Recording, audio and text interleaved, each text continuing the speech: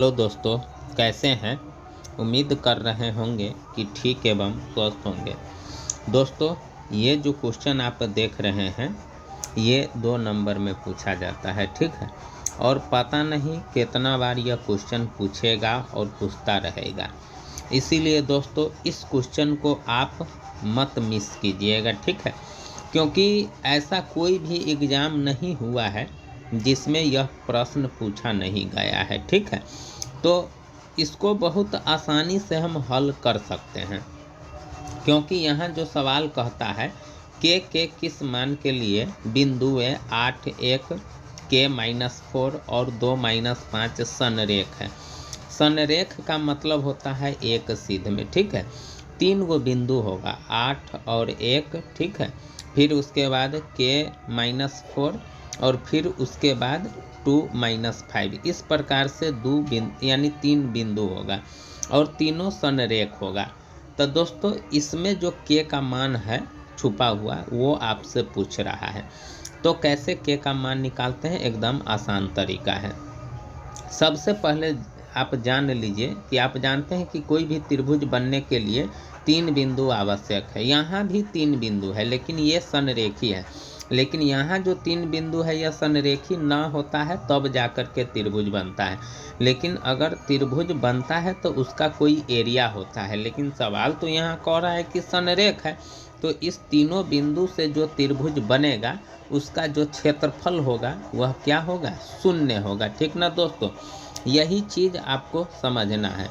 तो सबसे पहले तो हमको यहाँ जो हम लगाएंगे, यहाँ त्रिभुज का फार्मूला लगाएंगे, ठीक है। क्या लगाएंगे, त्रिभुज का फार्मूला। तो त्रिभुज के फार्मूला निकालने के लिए आपको x1 x2 x3 की ज़रूरत पड़ेगा, y1 y2 y3 की ज़रूरत पड़ेगा। तो दोस्तों उसको पहले मैं निकाल लेता हूँ। तो देखिए ये जो आप देख रहे हैं ये आपका x1 हो जाएगा, ये आपका x2 हो जाएगा और ये आपका x3 हो जाएगा। और एक ये y1 हो जाएगा, ये -4 y2 हो जाएगा और -5 y3 हो जाएगा, ठीक ना। यही चीज़ मैं पहले लिख लेता हूँ। x1 आपका कितना है दोस्तों, 8 है, ठीक है। कितना है, 8 है। और x2 आपका कितना है दोस्तों, k है। और x3 आपका कितना है, यानी 2 है, सीधा नहीं, ये आपका x यानी x2 है, यानी x3 है। अब फिर y1 ढूंढते हैं, ठीक है। 1 हो जाएगा ये वाला y1, ठीक है। उसके बाद y2 आपका कितना हो जाएगा, -4 हो जाएगा। और y3 आपका कितना हो जाएगा, -5 हो जाएगा। ये चीज़ तो आप देख लिए दोस्तों, ठीक है। अब लगा यहाँ लिखेंगे कि चूँकि क्या लिखेंगे, चूँकि तीनों बिंदु, यहाँ लिखेंगे चूँकि तीनों बिंदु संरेख है, चूँकि तीनों बिंदु संरेख है, ये बात आपको लिखना होगा। चूँकि तीनों बिंदु संरेख है इसलिए इसलिए तीनों यानी बनने वाले, यानी इसलिए त्रिभुज का क्षेत्रफल, यहाँ लिखेंगे त्रिभुज का क्षेत्रफल बराबर क्या हो जाएगा दोस्तों, 0 हो जाएगा, ठीक ना। क्या हो जाएगा, 0 हो जाएगा। तो अब त्रिभुज का क्षेत्रफल, त्रिभुज का क्षेत्रफल निकालने का फार्मूला होता है दोस्तों, क्या होता है, तो वो चीज़ मैं लिखता हूँ 1/2 और बड़ी कोष्ठ x1, ठीक है। क्या हो जाएगा, x1 into y2 minus y3, y2 minus y3, ठीक है। और इसी में प्लस x2, क्या हो जाएगा, x2 into y3 minus y1, ये फार्मूला होता है दोस्तों, इसको आपको ध्यान रखना होगा। अब प्लस x3 इंटू क्या हो जाएगा, x3 into y1 minus y2, ये आपका फार्मूला हो जाएगा। यहाँ गड़बड़ आ गया, देखिए पहले त्रिभुज का फार्मूला लिखते हैं, त्रिभुज का क्षेत्रफल, ठीक ना। जब फार्मूला आप लिख लीजिएगा तब आपको पूरा ध्यान हो जाएगा, ठीक ना। 1/2 बड़ी कोष्ठ x1 into y2 minus y3, y2 minus y3 कोष्ठ बंद, प्लस x2 ये फार्मूला होता है दोस्तों, y3 minus y1 y3 minus y1 और plus x3 into y1 minus y2, y1 minus y2, ये फार्मूला होता है। ठीक है, यहीं से आपको काम करना होगा। अब देखिए अब इसको सॉल्व करते हैं, मान पहले रखते हैं।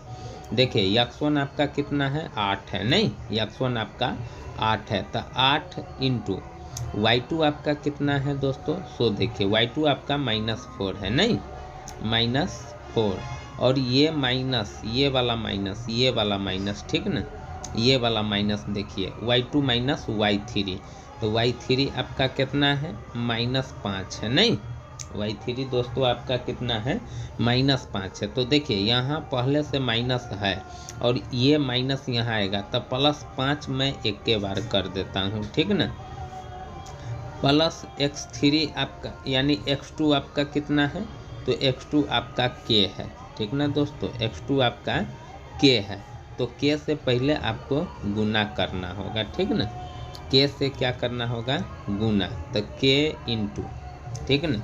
अब क्या हो जाएगा y3 माइनस y1, तो y3 आपका -5 है, ठीक है, और माइनस y1 आपका 1 है, देख रहे हैं कि ना, y1 ये है आपका 1 और ये y3 है, तो y1 यानी y3 माइनस y1 हो गया, प्लस x3 आपका कितना है, 2, ये है आपका x3, ठीक है, और y1 minus y2, y1 1 minus y2, तो y2 आपका -4 है, तो फिर माइनस माइनस हो जाएगा प्लस, क्योंकि ये माइनस आप जो देख रहे हैं ये माइनस यहाँ आएगा और ये वाला माइनस आएगा, तो समान चिन्ह हो जाएगा, तो प्लस और +4, ठीक है, बड़ी कोष्ट आपका हो जाएगा बंद। दोस्तों अगर आप बोडमास का नियम पढ़े होइएगा तो आपको मालूम होगा कि पहले कोष्ट के अंदर का काम करते हैं, ठीक है, तो 8 गुने 5 में से 4 जाएगा तो 1 हो जाएगा, ठीक है, प्लस अब देखिए 5 में -1 जोड़िए तो क्या हो जाएगा, के गुना हो जाएगा -6 हो जाएगा, नहीं चलिए, प्लस 2 गुने 4 1 5, और यहाँ बड़ी कोष्ट बराबर में 0 देना होगा, क्यों, क्योंकि ये त्रिभुज का फार्मूला है, तो बराबर में 0 तो होगा क्योंकि तीनों बिंदु समरेखी है। चलिए अब इसको 1/2 गुना, ठीक ना दोस्तों, 8 इकाई 8 प्लस, देखिए 8 इकाई 8 गुना कर दिए, अब देखिए ये माइनस है और ये प्लस है, तो माइनस से ना होगा, -6k प्लस 5 दूना 10 बराबर क्या हो जाएगा दोस्तों, 0। चलिए इसको और आगे बढ़ाते हैं।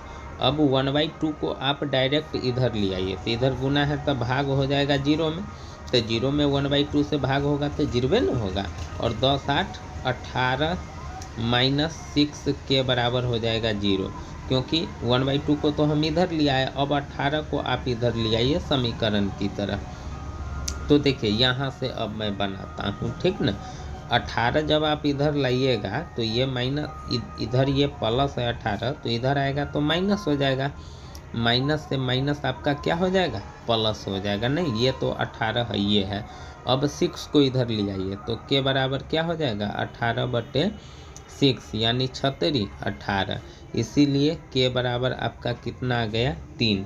इस प्रकार से दोस्तों आपका सही आंसर 3 होगा, ठीक ना। तो दोस्तों इस प्रकार से इस प्रकार के क्वेश्चन को सॉल्व करते हैं, तो ऐसे क्वेश्चन को आप ज़रूर देखिएगा। तो दोस्तों अगर आपको अच्छा लगे तो वीडियो को ज़रूर लाइक कीजिएगा और चैनल को ज़रूर सब्सक्राइब कीजिएगा। थैंक यू दोस्तों, धन्यवाद।